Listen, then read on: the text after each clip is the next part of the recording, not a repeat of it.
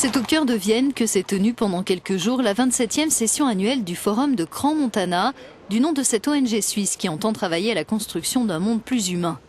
Dirigeants politiques, chefs d'entreprise et représentants de la société civile sont venus discuter de toute une série de thèmes comme la crise migratoire.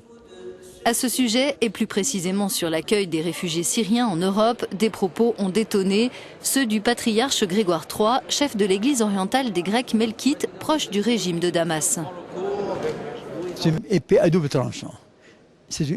Pour nous, nous ne sommes pas contents qu'on dise bienvenue aux Syriens, parce qu'on les envoie chez nous. Mais d'autre part, quand on voit les problèmes qu'ils ont, mais je crois que l'Allemagne, et surtout l'Allemagne et la Suède, et ils ont trop invité les gens. Il fallait être plus circonspect au début, vous voyez. Mais je connais de mes propres parents qui étaient dans de très bonnes conditions de sécurité et sous ma propre protection. Ils sont partis, ils ont trouvé une occasion de s'en aller. En attendant un retour de la paix en Syrie, de nombreux Syriens continuent d'alimenter le flot de migrants aux portes de l'Europe. Tony Smith, du think tank Border Poll, fait de son côté le lien entre la gestion de cette crise migratoire et le Brexit voulu par les Britanniques. Ils ont voté pour une sortie de l'Union européenne parce qu'ils n'ont pas le sentiment qu'elle contrôle ses frontières. Quand ils voient à la télévision qu'à certains endroits, les personnes qui arrivent ne sont pas correctement contrôlées, et quand ils constatent que des attaques terroristes sont commises à Paris ou Bruxelles par des gens qui, pour certains, sont venus illégalement par ces routes ou ont voyagé sans être inquiétés, ils ont peur. La peur, c'est aussi ce qui a motivé le refus de plusieurs pays d'Europe centrale et orientale d'accueillir des réfugiés. L'ancien Premier ministre hongrois, Péter Medgyessy, y ajoute une autre raison. Il faut aussi prendre en compte un facteur clé, à savoir que ces pays n'ont pas de classe moyenne.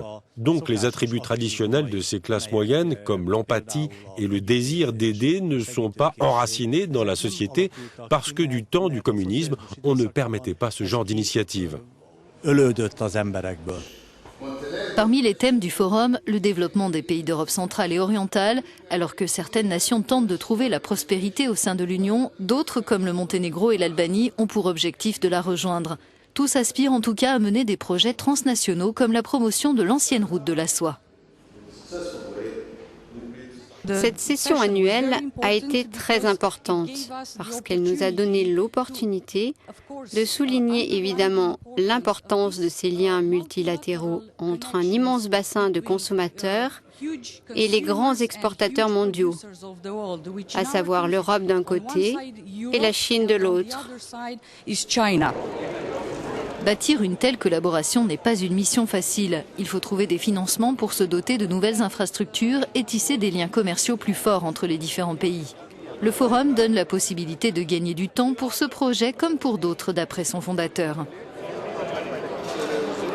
Les thématiques que nous proposons dans nos programmes sont des thématiques qui ont pour seul but d'être un prétexte pour rassembler des personnalités de haut niveau dont l'intérêt est de se rencontrer entre elles. Lors de cette session annuelle, le Forum a décerné ses prix de la Fondation, notamment au président albanais Bujar Nishani, à la ministre marocaine de l'Environnement Hakima El Haïté et au président de l'Organisation internationale des chiens sauveteurs, l'Autrichien Markus Bock.